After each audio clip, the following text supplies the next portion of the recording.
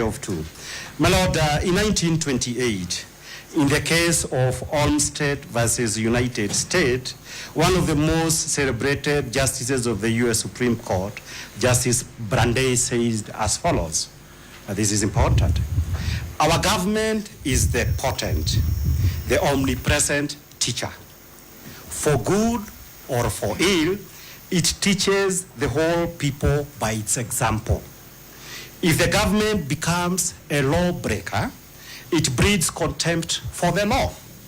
It invites every man to become a law unto himself.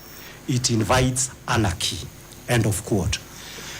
I quote the words of Justice Brandeis in order to make the point that in the matters, the proceedings before this court, we have been treated to a scenario under which an impeachment process that, if you read the constitutions clearly, is a process that ought to be a legislative one, a process conducted by the legislative organs of the Kenyan state, has been converted into an all organs of government project.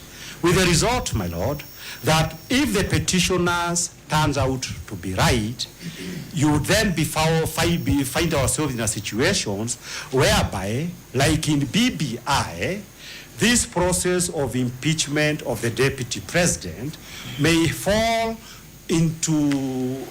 end up being indicted as being a process that ended up being a government project, contrary to what was clearly spelled out by our laws.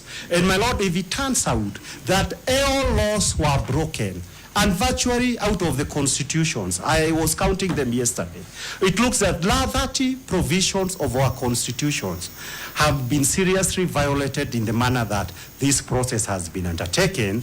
Then we have a situations that Justice Brandeis had in mind when he talked about the government, which should be the lead in upholding the law, ends up being the principal breaker of the law, the principal violator of the constitutions.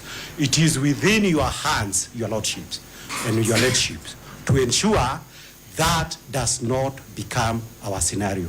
My Lord, Mashari and my colleague emphasized something, but I want to finish by adding some